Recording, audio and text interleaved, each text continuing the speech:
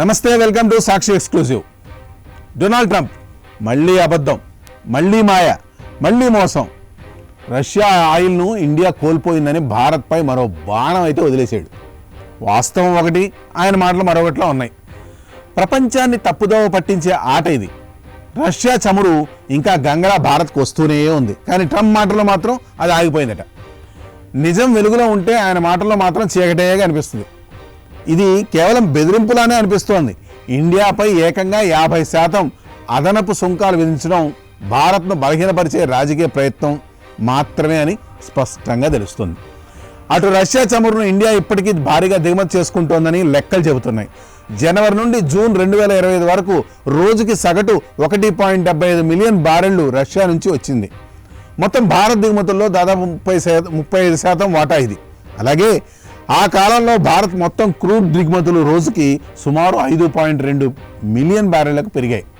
జూన్లో రష్యా సరఫరాలు రోజుకు 2 మిలియన్ బ్యారెళ్ల వరకు ఎగిసిపడగా జూలైలో సుమారు 1.5 మిలియన్ బ్యారెళ్లకు దిగాయి. అంటే తగ్గుదల ఉన్న ఆధిపత్యం మాత్రం కొనసాగుతూనే ఉంది.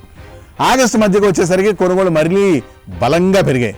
రోజుకు సుమారు 1.8 మిలియన్ బ్యారెళ్ల స్థాయిలో కనిపించాయి. ఈ సక్సెస్లో ప్రైవేట్ దిగ్గజాల పాత్ర గట్టిగా ఉంది.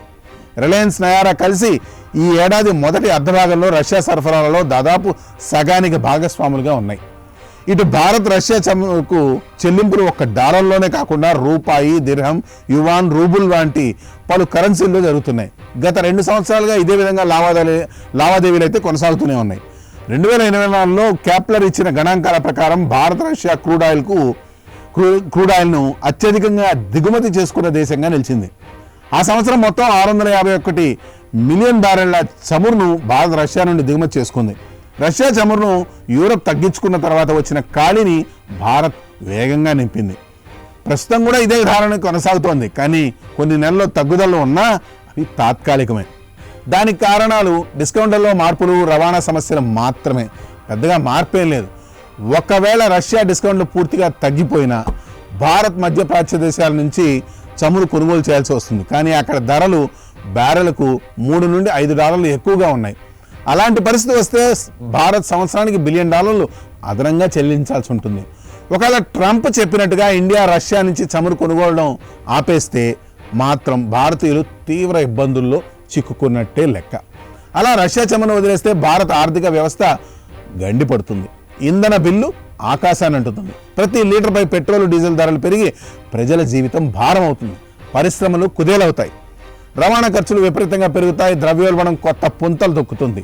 అంటే ట్రంప్ అబద్ధం చెప్పినట్టుగా భారత్ రష్యా చమురు వదిలేస్తే అది సాధారణ సమస్య కాదు, భారతీయ సంక్షోభమే అవుతుంది. కానీ వాస్తవం ఏమిటంటే భారత్ ఇంకా బలంగా రష్యా చమురు దిగుమతి చేసుకుంటూనే ఉంది. అందుకే ట్రంప్ మాటలు కేవలం అబద్ధపు అల్లర్లు, బెదిరింపుల బాణాలు మాత్రమే. నిజం మాత్రం ఒకటే, భారత్ తన ప్రజల ఇంధన భద్రత కోసం ఎవరిని లెక్క చేయకుండా రష్యా చమురును తెచ్చుకుంటూనే ఉంది. అదే కొనసాగుతూనే ఉంది. కాకపోతే దీనికి ట్రంప్ కొద్దో గొప్ప ఇబ్బంది పడుతున్నాడు. ఆ ఇబ్బంది పడుతూ తనకు నోటికి వచ్చినట్టు వాగుతున్నాడు. ఆ వాగుళ్ళు మనం ఏం పట్టించుకోక్కర్లేదు. ఈ విషయంపై మీ కామెంట్స్ తెలియజేయండి.